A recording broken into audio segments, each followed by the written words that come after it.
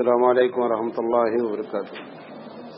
الحمد للہ رب العالمین والعاقبۃ للمتقین والصلاۃ والسلام علی رسولہ الکریم. اعوذ باللہ من الشیطان الرجیم. بسم اللہ الرحمن الرحیم. لقد کان لکم فی رسول اللہ اسوۃ حسنہ. محترم حضرات، ہم رسول اکرم صلی اللہ علیہ وسلم کی سیرت پر گفتگو کر رہے ہیں اور آج اس کا 142واں درس ہے. ہم نے آپ کے سامنے پچھلے درس میں بات کہی تھی کہ غیبت کے بارے میں بات کی تھی اور دو چیزیں غیبت کے بارے میں بیان کی تھی. ایک تو یہ ہے کہ غیبت کس کس طریقے سے کی جاتی ہے، غیبت کس کس چیز کی جاتی ہے، اور کون سے ایسے حالات ہیں جب غیبت کرنا جائز ہے. یہ بات میں نے آپ کے سامنے رکھی تھی. آج انشاءاللہ ہم اس کا تھوڑا سا حصہ باقی وہ بیان کر کے اپنی بات ہم آگے کریں گے. غیبت کا جو سب سے بڑا نقصان ہوتا ہے، جو حدیث میں آتا ہے، اللہ کے رسول صلی اللہ علیہ وسلم فرماتے ہیں کہ قیامت میں، یہ ایک حدیث ہے، ایک صحابی سے مروی ہے، ابو امامہ باہلی رضی اللہ تعالیٰ عنہ کہتے ہیں کہ قیامت میں جب لوگوں کا رزلٹ ان کے ہاتھ میں دیا جائے گا تو کچھ لوگ اللہ سے سوال کریں گے کہ اللہ، اس میں کچھ نیکیاں ایسی لکھی ہیں جو ہم نے کبھی نہیں کی ہیں، یہ کہاں سے آ گئی؟ تو فرشتہ کہے گا کہ یہ وہ نیکیاں ہیں جو تمہاری لوگ برائی کرتے رہے نا، ان کی نیکی ٹرانسفر کر دی گئی ہے، ان کی نیکی ٹرانسفر کر دی گئی ہے. تو ایک سب سے بڑا گناہ یہ ہوتا ہے کہ ہم نیکی کر کے سمجھ رہے ہیں کہ ہم نمازیں پڑھ رہے، روزہ رکھ رہے، نیکیاں کر رہے ہیں، لیکن یہ کرنے کے بعد ہماری مائنس میں نیکیاں جا رہی ہیں، کیونکہ جس کی بھی غیبت کرتے ہیں اس کے اکاؤنٹ میں بات چلی جاتی ہے. نبی کریم صلی اللہ علیہ وسلم نے ایک مرتبہ پوچھا لوگوں سے کہ بتاؤ کہ مفلس کون ہے، غریب آدمی کون ہے؟ تو صحابی نے کھڑے ہو کر کے کہ اللہ رسول، غریب ہے جس کے پاس پیسے نہیں ہیں. انہوں نے کہا نہیں، میں تم کو بتاتا ہوں آج غریب کسے کہتے ہیں. آپ نے فرمایا کہ قیامت میں ایک بہت نیک آدمی نیکیوں کا انبار لے کر کے آئے گا، بڑی نیکیاں رہیں گی اس کے پاس. ایک آدمی اس کے اگینسٹ میں کھڑا ہوگا، کہے گا اللہ، یہ بندہ جو بہت نیکیاں لے کے کھڑا ہے، اس نے ہمارے ساتھ یہ معاملہ کیا ہے. اللہ بولے گا اچھا، اس کی نیکی نکال دو. ایسے 2, 3, 50 کمپلینٹ ہوتی جائیں گی. ایک وقت ایسا آئے گا کہ اس کی ساری نیکی کیا ہو جائے گی، ختم ہو جائے گی. پھر ایک بندہ کھڑا ہوگا، ابھی باقی ہے، تو کہے گا، فرشتہ کہے گا اللہ، اب اس کے پاس کچھ نہیں بچا دینے کو. تو پروردگار عالم کہے گا کہ یہ دربار وہ ہے جس میں انصاف ہونا ہے. ایسا کرو کہ جس کی کمپلین ہے اس کی برائی اس کے اوپر ایک ڈال دو. نیکی تو ختم کر چکا ہے، اس کی برائی اس کے اوپر ڈال دو. اللہ کے رسول صلی اللہ علیہ وسلم فرماتے ہیں کہ جو نیکیوں کا انبار لے کر کے آیا تھا نا، وہ برائیوں کے انبار کے نیچے کھڑا ہو جائے گا. یہ دلیل ہے، وہ جو صحابی کی میں نے آپ کی روایت یہ دلیل کے طور پر نقل کیا اس حدیث کو، کہ سب سے بڑا خطرہ یہ ہوتا ہے کہ آپ کو پتہ بھی نہیں چلتا کہ آپ کا بیلنس ختم ہو رہا ہے. بیلنس کیا ہو رہا ہے؟ ختم ہو رہا ہے. ایک چیز. دوسری حدیث اللہ کے رسول صلی اللہ علیہ وسلم نے فرمایا کہ یہ ہم شکایت کرتے ہیں نا، اللہ سے مانگتے ہیں، اللہ سنتا ہی نہیں ہے. نہ سننے کی بہت سی وجہ ہیں. ایک وجہ اس میں سے یہ ہے کہ اللہ کے رسول فرماتے ہیں جو غیبت کرتے ہیں ہم اس کی دعا قبول نہیں کرتے. اللہ کہتا ہے جو بندہ غیبت کرتا ہے اللہ اس کی دعا قبول نہیں کرتا ہے. اب وہ غیبت کرنے والا دعا مانگ رہا ہے، شکایت بھی کر رہا ہے، لوگوں سے بھی کہہ رہا ہے یار اتنے حالات خراب ہیں، کچھ نہیں، یہ نہیں دیکھ رہا ہے کہ میں غیبت کر رہا ہوں. اس کی بنیادی وجہ ہے، دیکھیں آپ ایک عام آدمی سے اپنی کوئی اپلیکیشن اپروول کرانا چاہتے ہیں. اگر اس آدمی کو یہ معلوم ہو جائے کہ یہ بندہ جو مجھ سے اپنا کام کرانا چاہتا ہے یہ جب کمرے میں اپنے تنہائی میں بیٹھتا ہے تو میرے خلاف خوب بولتا ہے، آپ بتائیں وہ آپ کی اپلیکیشن اپروول کرے گا؟ نہیں کرے گا. نفسیاتی طور پر یہ بات اس کے خلاف ہے. परवरदिगार आलम सोचता है कि मांगता है, मुझसे मांग रहा है और मैंने ही मना किया है कि गीबत नहीं करो, लेकिन गीबत वैसे ही करता रहता है। तो ये जो मांग रहा है ये सब महज एक दिखावा है, अपना नफ्स है, अपने फायदे की बात करता है, हमारी बात नहीं मानता है। देखें, ये बात याद रखें, जब तक हम ओबीडियंसी पैदा नहीं करते हैं, इताअत नहीं पैदा करते हैं, अल्लाह की बात मानने की कोशिश नहीं करते हैं, तब तक अल्लाह ताला खुश नहीं होता है। ये जितने भी ढकोसले हम कर लें, आप किसी आदमी को धोखा दे सकते हैं, ऊपर वाले को धोखा नहीं दिया जा सकता। वो तो देखता है कि इस बंदे का हमारे दिल से, इसके दिल से हमारा रिलेशन क्या है। सहाबा ने पूछा, अल्लाह के रसूल ये कैसे मालूम अल्लाह हमको कितना चाहता है? तो अल्लाह के रसूल ने फरमाया कि तुम जितना अल्लाह को चाहते हो पहले अपने दिल से पूछो कि हमारे यहाँ अल्लाह की क्या वैल्यू है। जितना तुम अपने यहाँ वैल्यू देते हो उससे कहीं ज्यादा वो तुमको वैल्यू देता है। अब वो वैल्यू देने में क्या है, हम तो ये मानते हैं, ईमान रखते हैं अल्लाह है, अल्लाह तो ही करता है, अल्लाह तो ही डरता है, तो ही मालिक है, तो ही बारिश देता है, ये सब जबानी बातें हम करते रहते हैं। वही अल्लाह बोलता है ना, नमाज पढ़ो, वही अल्लाह बोलता है रोजा रखो, वही अल्लाह बोलता है कि ग़ीबत नहीं करो। जब तक गुनाहों से नहीं बचेंगे तब तक इबादतें हमारे ऊपर अपने असरात मुरत्तब नहीं करती हैं। उसकी मिसाल ऐसी है कि एक आदमी को कोल्ड हुआ है, खांसी हुई है, नजला हुआ है, डॉक्टर पहली फुर्सत में बोलता है देखो आइसक्रीम, ठंडा पानी ये सब बंद कर दें आप, फिर दवा खाएं, आपको फायदा होगा। आपने तय कर रखा है कि हम आइसक्रीम भी खाते रहेंगे, ठंडा पानी भी पीते रहेंगे, तो अगर ये ठंडा पानी और आइसक्रीम भी खाते रहेंगे तो कोल्ड भी चलता रहेगा, कोल्ड नहीं बंद होना है।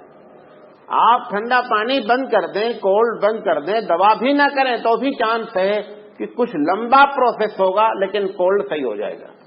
लेकिन अगर आइसक्रीम और ठंडा पानी मुस्तकिल कर रहे हैं तो डॉक्टर की दवा कोई फायदा नहीं होने वाली। ऐसे ही ये हमारी इबादतें होती हैं। जब तक हम परहेज नहीं करते, याद रखें ये सारी चीजें परहेज हैं। गुनाहों से बचना, सारे गुनाह एक नाम लेने के बजाय सारे गुनाह से बचना, ये गोया कि डॉक्टर का जैसे परहेज है ऐसे ही अल्लाह की जानिब से परहेज है। जब ये आप और हम परहेज करते हैं तब हम जब नमाज पढ़ते हैं, रोजा रखते हैं, तब उसके असरात हमारे ऊपर क्या होते हैं, मुरत्तब हो जाते हैं। कितने लोग ये शिकायत करते हैं, मौलाना साहब देखो भला आदमी नमाज पढ़ता है गलत काम करता है। वजह क्या है, बुराइयों से रुक नहीं रहा है। जब तक बुराइयों से नहीं रुकेगा तब तक नमाज अपने असरात नहीं दिखला सकती है। नमाज का सवाब मिल जाए ये अल्लाह का फजल है, लेकिन नमाज की जो असल चीज है, जो कुरान मजीद कहता है कि नमाज इंसान को बुराई से कंट्रोल करती है, इन्न सलात तन्हा अनिल फहशाई वल मुनकर, कि नमाज इंसान को बुराई से कंट्रोल करती है। कंट्रोल उस वक्त करेगी जब हम गुनाहों से बचने की बात करेंगे, गुनाहों से बचने की कोशिश करेंगे। ये हमेशा याद रखें, मर्द में परहेज फर्स्ट है, मेडिसिन दूसरे नंबर पर है, ज्यादा परहेज जरूरी है। तो गीबत में जो अल्लाह ताला कहता है दुआ नहीं कबूल होती है, एक तरफ दुआ भी मांगे, दूसरी तरफ उसकी बात की नाफरमानी भी करें, लिहाजा वो दुआ कबूल नहीं करता है।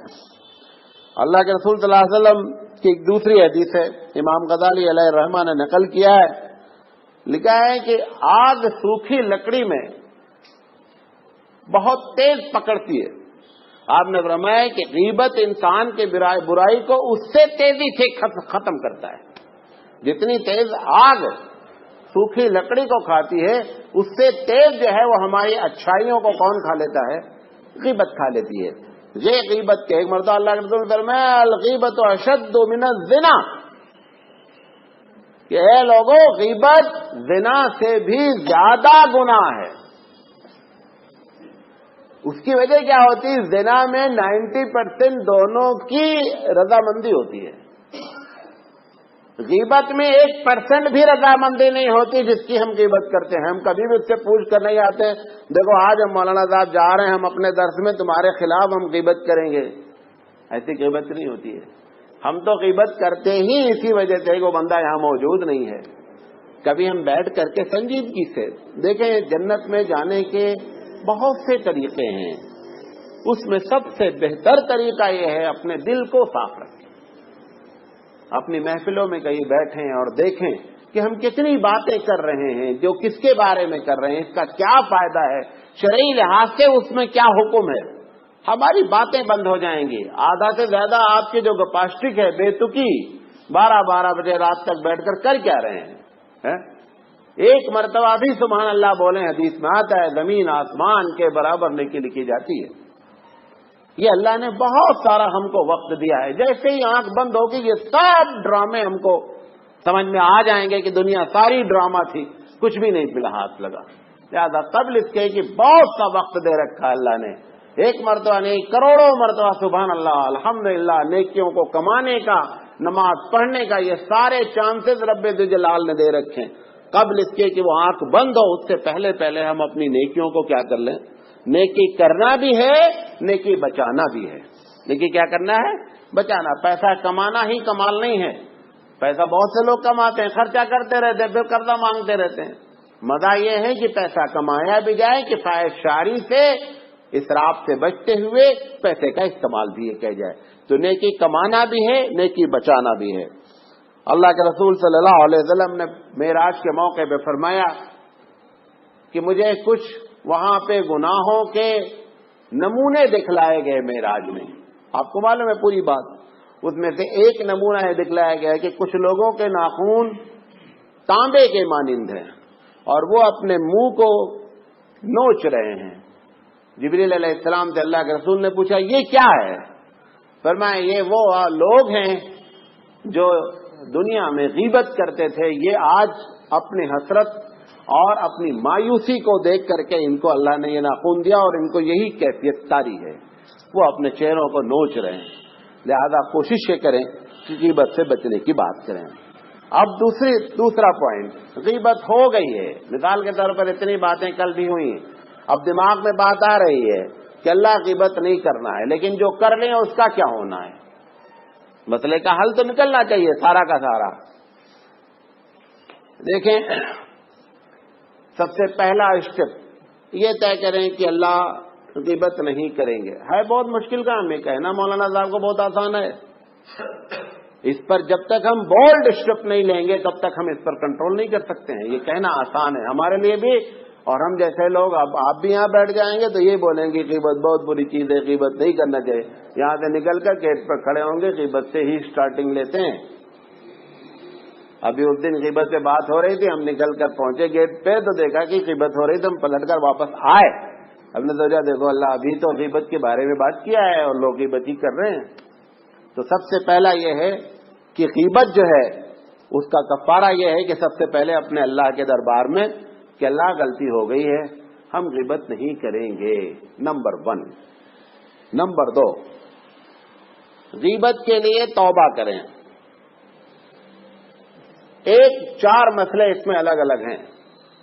پہلا مسئلہ کچھ لوگوں کی رائے ہے کہ توبہ کر لیں اللہ تعالیٰ معاف کر دے گا۔ کچھ لوگوں کا کہنا ہے نہیں صاحب، وہ جس کی غیبت کی ہے، کیونکہ معاملہ حقوق العباد کا ہے، لہذا جس کی غیبت کی ہے اس سے جب تک معافی نہیں مانگیں گے تب تک معاف نہیں ہوگا۔ یہ بہت بڑا پنگا ہے۔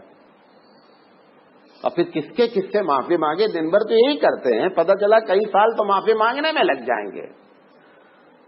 لیکن فتویٰ اسی پر ہے کہ اگر غیبت کی گئی ہے کسی شخص کی، جب تک اس سے معافی نہیں مانگیں گے معاف نہیں ہوگا۔ بعض لوگوں نے کہا نہیں صاحب، اگر ہماری غیبت کی انفارمیشن اس کو ہو چکی ہے تب اس سے معافی مانگنا ضروری ہے، ورنہ صرف توبہ کر لینا کافی ہے۔ ہم نے غیبت کی کسی کی، اس کو پتہ نہیں چلا کہ مولانا نے غیبت کی ہے، اگر ایسا کیس ہے تو اس میں اکثر لوگوں کی رائے یہ ہے کہ آپ غیبت کا گناہ اپنے اللہ کے دربار میں حاضری دے کر 2 رکعت نماز پڑھیں، توبہ کر لیں، دل کی ندامت سے مانگ لیں۔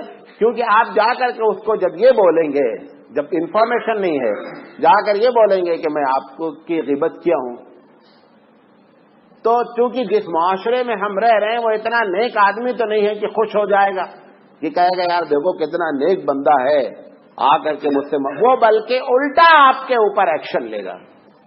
اگر زبان سے نہیں بولے گا تو دل میں آپ کے خلاف، ہاں مولانا صاحب ویسے تو بڑے دوست بنتے تھے، اور یہ ہمارے خلاف خوب غیبت کر رہے ہیں. اب آپ جا کر کے انفارمیشن دیے تو وہ جو ہماری اس کی دوستی بنی ہوئی تھی وہ دشمنی میں کیا ہو جائے گی؟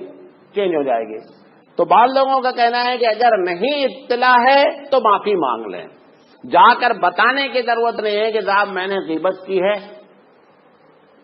اگر پہنچ گئی ہے بات تب ایسی شکل میں توبہ کریں اور اس سے جا کر کے معافی بھی مانگیں. اگر غیبت جس کی وہ مر گیا ہے، ایسا بھی ہو سکتا ہے نا، کیونکہ ہم تو ماشاءاللہ نیچے سے شروع کرتے سب کی کرتے ہیں، اوپر سے نیچے تک غیبت کرتے ہیں. اگر غیبت کرنے والے کرنا جس کی غیبت کی گئی ہے اگر اس کا انتقال ہو گیا ہے تو پورے زندگی جب جب اپنے لیے دعا کریں اس کے لیے بھی دعا کریں. ایک مرتبہ نہیں، جب آپ اپنے لیے دعا کریں اللہ ہمارے گناہوں کو معاف کر دے، اس کے لیے بھی اللہ جس کی ہم نے غیبت کی ہے اس کے بھی گناہوں کو معاف فرما دے. جب جب یاد آئے تب تب اس کے لیے کیا کریں؟ ہم دعا کریں. یہ طریقے ہیں اگر غیبت ہو چکی ہے تو غیبت سے پلٹنے کی. تیسری بات، غیبت جو سنتے ہیں لوگ ان کا کیا حکم ہے؟ اللہ کے رسول صلی اللہ علیہ وسلم فرمایا نہا رسول اللہ صلی اللہ علیہ وسلم عن الغیبہ وعن استماع الغیبہ. غیبت کرنا بھی گناہ ہے، غیبت سننا بھی گناہ ہے. یہ آپ 100% جان لیں. اللہ کے رسول فرما رہے ہیں کہ میں اللہ کے رسول نے منع فرمایا غیبت کرنے سے بھی غیبت سننے سے بھی. اب ایک آدمی غیبت کر رہا آپ کے سامنے، سب سے پہلا اسٹیپ یہ ہونا چاہیے کہ بھائی صاحب اپنی بات کرو یار، دوسرے کی بات کرنے کا کوئی فائدہ نہیں. اگر ایک مرتبہ آپ اس سے کہہ دیں تو اس کی پھر اتنی ہمت نہیں، کیونکہ وہ چور ہے آدمی، غیبت کرنے والا چور ہے. چور کے اندر کریج نہیں ہوتا ہے، کوئی کتنا بڑا بھی ہو. ابھی دھیرے سے موبائل اٹھانا چاہے ہم صرف ایسے کر دیں گے تو گھبرا جائے گا. کیوں؟ چور کے اندر کریج نہیں ہوتا ہے. تو غیبت کرنے والا بھی اس کے اندر اگر آپ اس سے ایک مرتبہ صرف کہہ دیں کہ بھائی صاحب اپنی بات کرو یار، دوسرے کی بات کرنے کا کیا فائدہ ہے. سب سے بہترین طریقہ غیبت سے بچنے کا یہ ہے. اچھا اب نہیں صاحب اتنی ہمت ہی نہیں، اب مولانا صاحب ہی کیا، مولانا صاحب آپ کیسے بولیں گے؟ بھائی چھوٹے والے تو بول رہے ہیں مولانا صاحب ہی غیبت کریں گے تو آپ کیسے بولیں گے؟ نہیں بولیں گے. سب سے زیادہ خطرہ بڑے لوگوں کا ہوتا ہے. چھوٹے لوگوں کو تو برائیوں پر روکنے والے ہزاروں لوگ ہوتے ہیں، ہم جیسوں کی کو نصیحت کرنے والا ایک بندہ بھی نہیں ہوتا ہے. اگر ہم اپنی نصیحت خود سے نہیں کرنے کے لائق ہیں تو سب سے بے تکے آدمی ہم ہیں. یہ بتا دیں آپ کو، کمپنی کا باس، یہ بڑے بڑے مولانا لوگ، بڑے بڑے حافظ لوگ، اگر یہ اپنی اصلاح خود نہیں کر پا رہے ہیں تو یہ ان کی اندر اگر برائی پیدا ہوئی تو بدترین لوگ زمین پر یہ ہیں. تو یاری بات، جس کا جتنا درجہ ہوتا ہے وہ اتنا ہی اس کے لیے غلطی پر سزا بھی ہوتی ہے. قرآن مجید کہتا ہے اے نبی کی بیویوں، اگر تم نے گناہ کیا تو تم کو ڈبل سزا ملے گی. کیوں؟ درجہ بھی دیا امہات المومنین کا کہ تمام مسلمانوں کی تم ماں ہو، درجہ بھی اتنا بڑا دیا. پھر یہ بھی کہا کہ اس کا یہ مطلب نہیں ہے اگر گناہ کرو گے تو جو ایک ہم سزا دیں گے ایک آدمی کو تو ان کو ڈبل ماریں گے. سمجھے نہیں؟ جتنا بادشاہ کے قریب ہونے کا فائدہ ہوتا ہے اتنا خطرہ بھی ہوتا ہے. کہتے ہیں نا کہ گھوڑے کے پیچھے نہیں رہنا، آفیسر کے آگے نہیں رہنا. گھوڑے کی پچھاڑی گھوڑا کسی وقت لات مارا بہت خطرناک مارے گا. آفیسر کو جہاں معلوم ہوا کہ یہ میری کرسی پر اس کی نیت ہے، آگے جا رہے ہیں آپ، وہ آپ کے لیے خطرہ. لہذا ایسے ہی یہ بات یاد رکھیں کہ غیبت کے بارے میں اپنی اصلاح خود کرنے کی فکر کریں، اور اگر کوئی منع کر دیتا ہے تو اس کا شکریہ ادا کریں. تیسری چیز، ایک آدمی اب غیبت کر ہی لیا، جیسے بتا رہا کہ مولانا صاحب ہی بول دیا، اب کیا کرنے کا؟ مولانا کے منہ پہ بولنا ہی نہیں ہے. سب سے پہلے جس کے بارے میں وہ کہہ رہا ہے یہ سمجھ لیں یہ جھوٹ بول رہا ہے. کیا نیت کریں کہ یہ مولانا صاحب نمبر 1 کے جھوٹے ہیں تبھی یہ غیبت کر رہے ہیں. کیوں؟ غیبت بھی گناہ کبیرہ ہے نا. جو گناہ کبیرہ کر سکتا ہے وہ جھوٹ بھی بول سکتا ہے. تو سب سے پہلے نیت یہ کریں کہ اللہ ہم اس کو منع نہیں کر پا رہے ہیں لیکن یہ جھوٹا ہے، نمبر 1۔ نمبر 2، جس کے بارے میں کہہ رہے ہیں اس کے بارے میں آپ کبھی کنفیوز نہیں ہو کہ اس کے بارے میں جو کہہ رہا ہے آپ اس کے بارے میں بدگمانی نہیں کریں۔ پہلی بات کیا ہے کہ جو کہنے والا ہے اس کو جھوٹ جانے ہے۔ نمبر 2، جس کے بارے میں کہہ رہا ہے اس کے بارے میں بدگمانی ان کے جملے پر نہیں کریں۔ اور نمبر 3،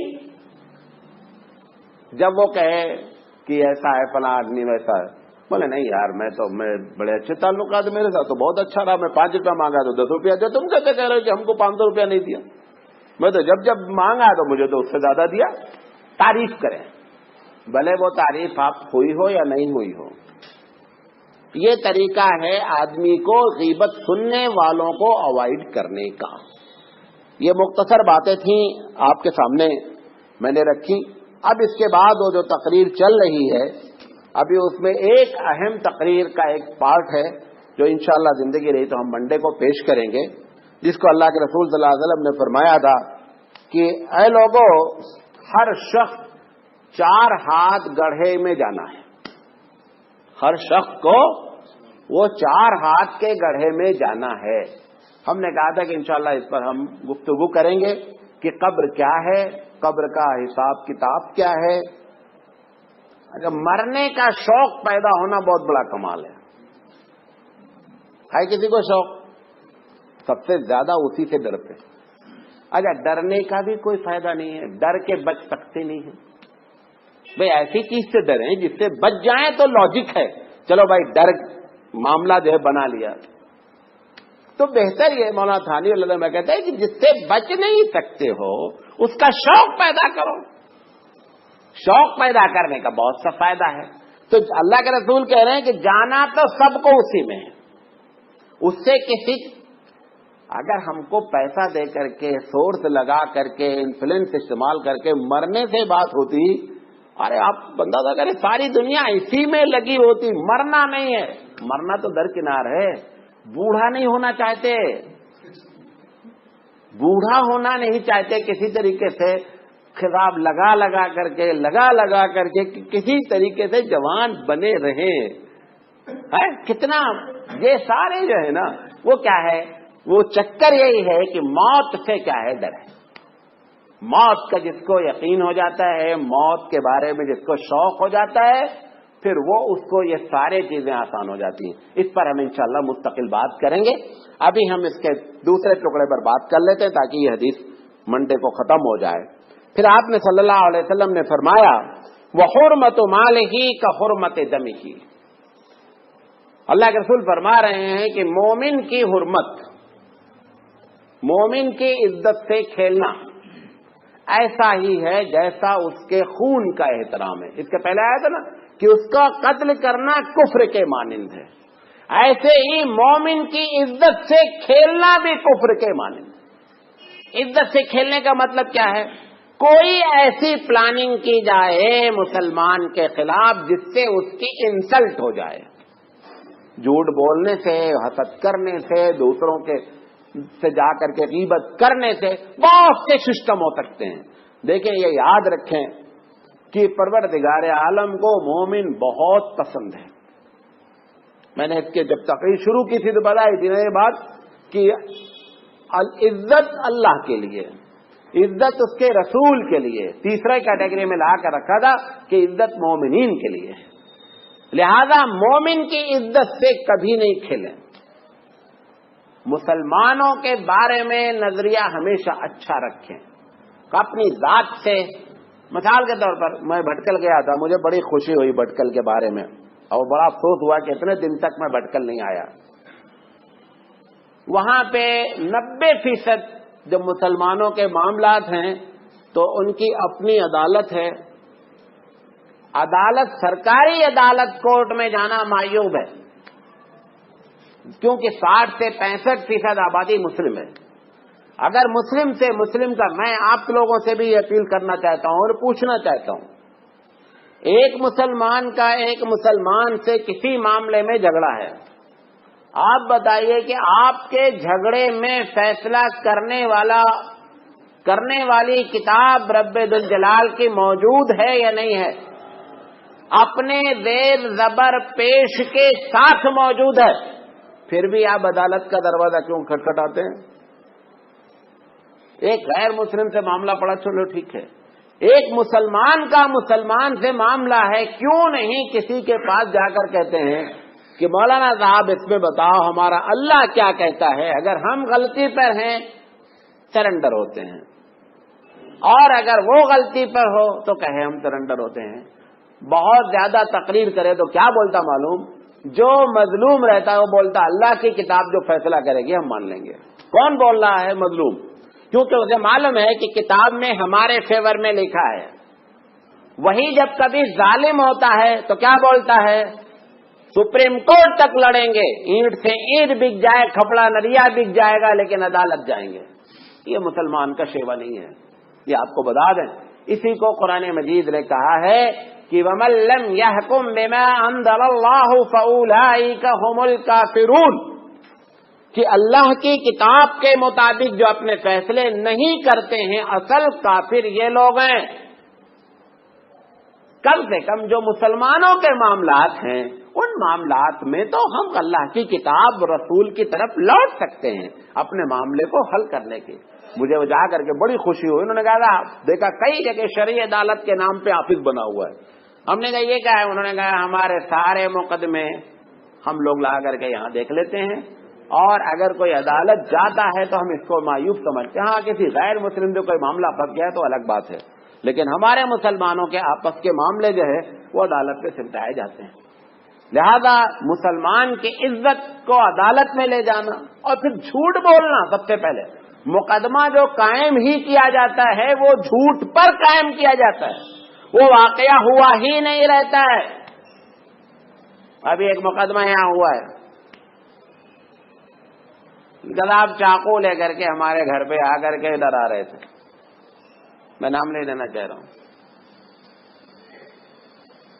چاقو لے کر میں نے ان سے کہا کہ جب وہ چاقو لے کر کے تمہارے گھر پر آئے تو پہلا فرض تھا عدالت میں جانے سے پہلے ایف آئی آر ہونا چاہیے تھا، فلاں آدمی مجھے چاقو دکھلا رہا ہے۔ لاجک ہی نہیں ہے، اس کو سمجھ ہی نہیں رہے ہیں کہ جھوٹ ہے اتنا، کیونکہ مقدمہ قائم ہی ہوتا ہے جھوٹ کی بنیاد پر۔ پہلے جھوٹ بولنا ہے پھر مقدمہ کرنا ہے۔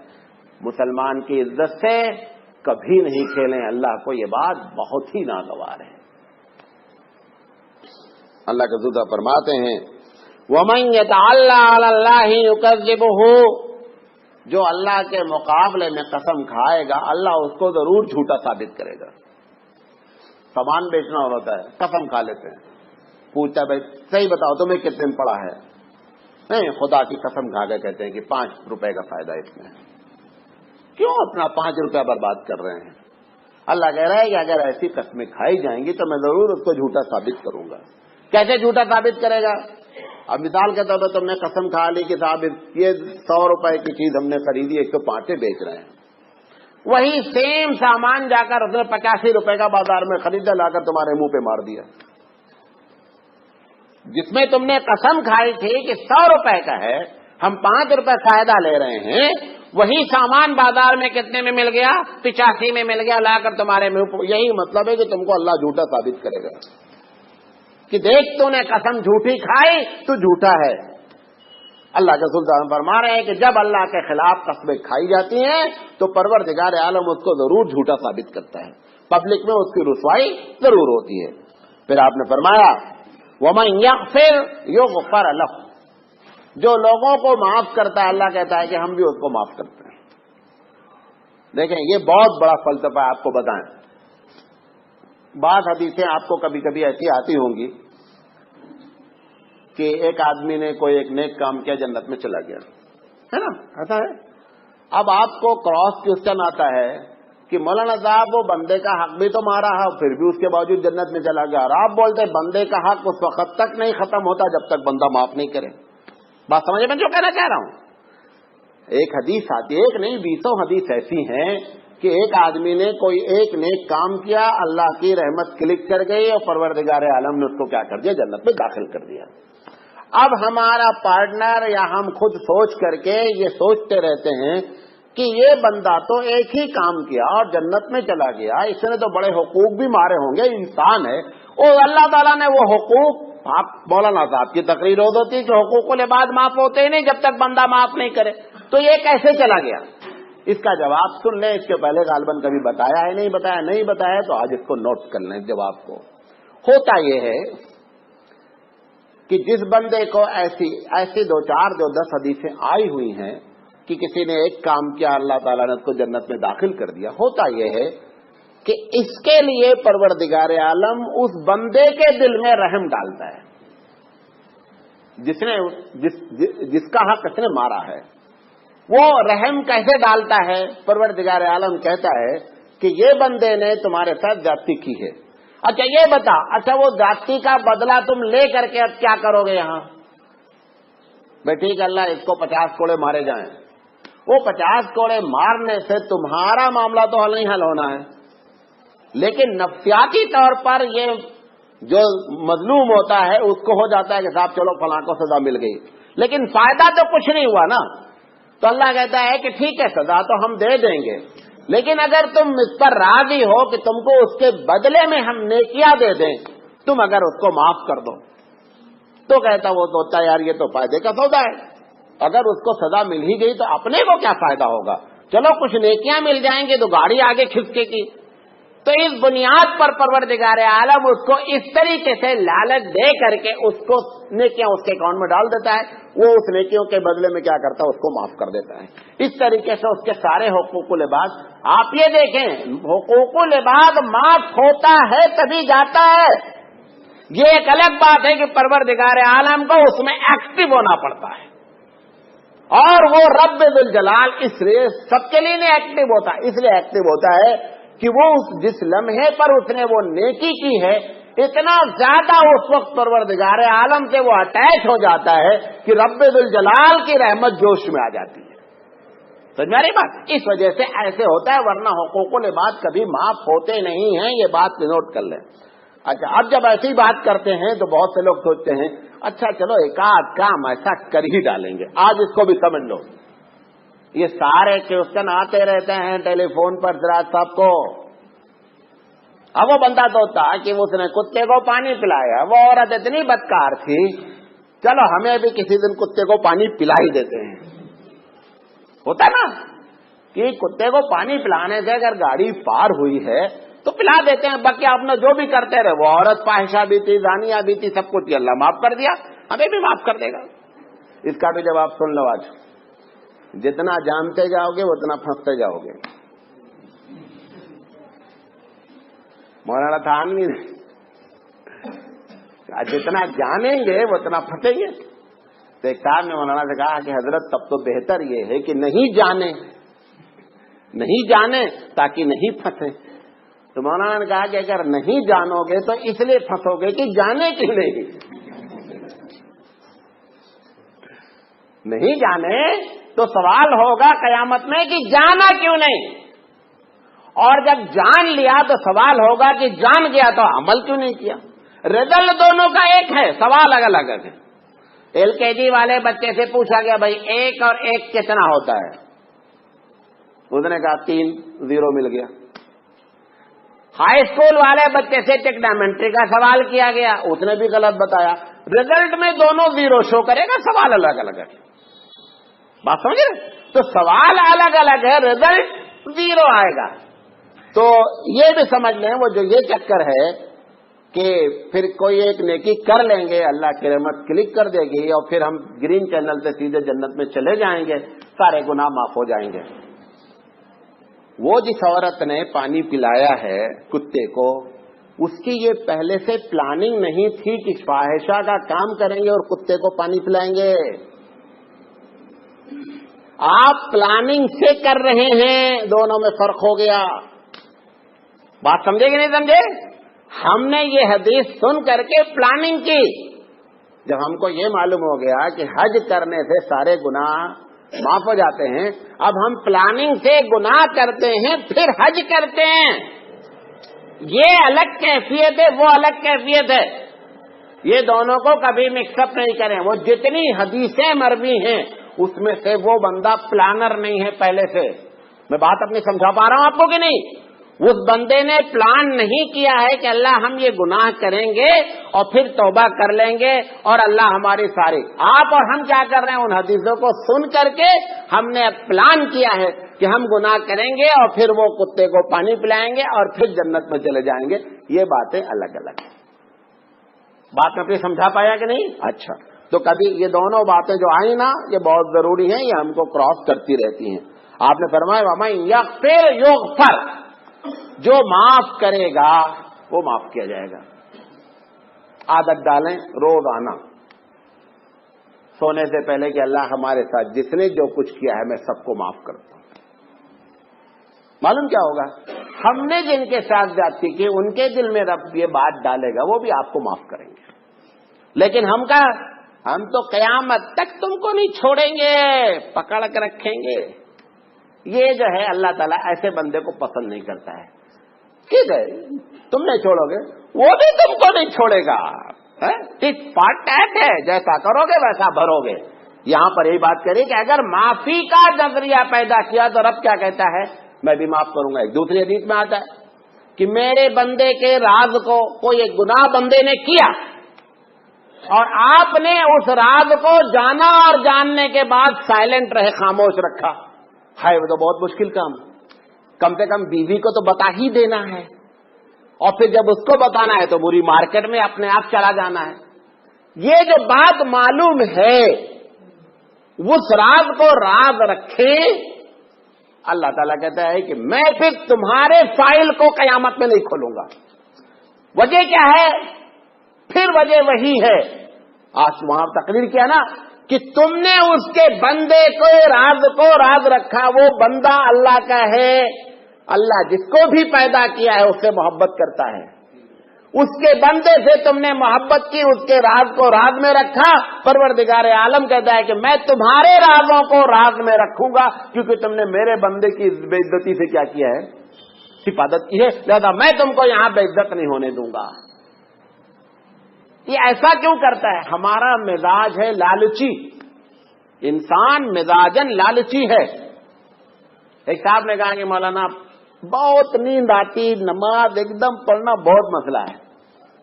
ہم نے کہا تم جب فجر پڑھو ہم تم کو 500 روپیہ دیں گے، دیکھیں تمہاری نماز چھوٹ جاتی ہے. وہ جو کہتا بندہ کہ ایک دم فجر میں اٹھ نہیں پاتے ہیں نماز، آپ اس سے کہہ دیے کہ جب تک تم جماعت کرو گے ہم 500 روپیہ دیں گے، دیکھیں چھوڑ دے نماز کو. پتا کیا چلا؟ ایک وقت کی نماز کی ویلو 500 سے نیچے رکھی گئی ہے. اور قیامت یہ معلوم ہوگا کہ ایک وقت کی نماز کی ویلو کتنی کھڑی ہے. سمجھ میں آ رہی بات؟ معاف کرنے کی عادت ڈالیں، لوگوں کو زیادہ سے زیادہ معاف کریں. میں ایک چھوٹا سا آدمی ہوں، اپنا عمل میں بتا رہا ہوں. روزانہ شام میں سونے سے پہلے اللہ جس نے بھی میرے ساتھ جو کچھ بھی کیا سب کو میں معاف کرتا ہوں. اس کا سب سے بڑا فائدہ کیا ہوتا ہے معلوم آپ کو؟ غصہ جو ہم کو بار بار آتا ہے وہ ٹمپریچر کم ہوتا ہے. دن میں آپ اس کے اثرات مرتب ہوتے ہیں. اللہ کے رسول صلی اللہ علیہ وسلم یہی بات فرما رہے ہیں کہ یہاں معاف کرو گے وہاں معاف کیا جائے گا. پھر آپ نے فرمایا وَمَن يَعْفُ يَعْفُ اللَّهُ عَنْهُ، جو دوسروں کو، یہ بھی تقریباً وہی معنی ہے. پہلے والے میں تھا کہ جو دوسروں کو بخشتا ہے، بخشنے سے مراد غلطی ہو گئی اسی ٹائم پر معاف کر دینا. یافو کے معنی ہوتا ہے غلطی ہونے کے بعد سنجیدگی سے بیٹھ کر کے معاف کرنا. دونوں باتیں تقریباً وہی ہیں. بہرحال خلاصہ کلام یہ ہے کہ بندوں کے ساتھ رحم کریں، بندوں کے ساتھ شفقت کریں، بندوں کے ساتھ معافی کا معاملہ کریں. یہ خاص کر جو اونچی پوسٹ کے لوگ ہوتے ہیں، جن کے انڈر میں لوگ کام کرتے ہیں، ان کے ثواب کمانے کے بہت سے ذریعے ہوتے ہیں. ہمارے گھر میں کام کرنے والی ہے، ہمارے دکان میں کام کرنے والے ہیں، ہمارے انڈر میں 10-20 لوگ کام کرتے ہیں. آپ ان کے ساتھ ایسا برتاؤ کریں کہ یہ معلوم ہے. دیکھیں وہ آپ آفیسر ہیں، وہ بندہ پیون ہے. ایمان سے بتاؤ آدم کی وہ بھی اولاد ہے یا نہیں ہے؟ ہم بھی آدم کی اولاد ہیں کہ نہیں ہیں؟ اللہ کے رسول سے زیادہ اس دنیا میں کس کا درجہ ہے؟ ہم زبان سے بیان بھی. آپ کہتے ہیں کہ جب کھانا پکانے والا پکاتا ہے تو اب تو خیر گیس آ گئی، لکڑی جلاتا ہے، پھر جب برسات آ جاتی ہے لکڑی بھیگ جاتی ہے، اس کو پھونک پھونک کر کے سر میں درد ہو جاتا ہے، دھواں آتا ہے. آپ فرماتے ہیں جب کھانا کھانے لگو تو اس کو بھی اپنے ساتھ بیٹھا لو، بڑا دھواں کھایا ہے اس نے. اور اللہ کے رسول صلی اللہ علیہ وسلم کی یہ عادت تھی کہ جب کبھی ایسا پکانے والا، ویسے تو آپ کے گھر میں پکتا تھا لیکن کبھی مہمان آ گئے، زیادہ لوگوں کا کھانا پکنا پڑا تو مہمان خانے میں پکتا تھا. آج ہماری کیا عادت ہے، ڈرائیور صاحب اگر ہمارے ساتھ ہیں بھی نہ تو دوسری ٹیبل پہ بیٹھنے کا ہے. اس کا نام بھی عبد الرحمان ہے، اس کا نام بھی عبداللہ ہے، وہ بھی آدم کا بچہ ہے، ہم بھی آدم کے بچے ہیں.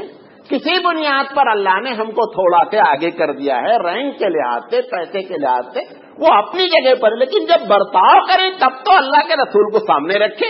اللہ کے رسول اس باورچی کو اپنے دسترخوان پہ بٹھا کر کے کھلاتے تھے کہ اس نے دھواں بہت کھایا ہے. اب جب یقینی بات، آپ کبھی پیار سے کسی ڈرائیور کو، اپنے گھر میں کام کرنے والے کو اگر اپنے ساتھ بٹھائے، کتنا بڑا آپ کو وہ آدمی سمجھتا ہے، چھوٹا آدمی نہیں سمجھتا. وہ پورے جگہ جہاں بیٹھتا ہے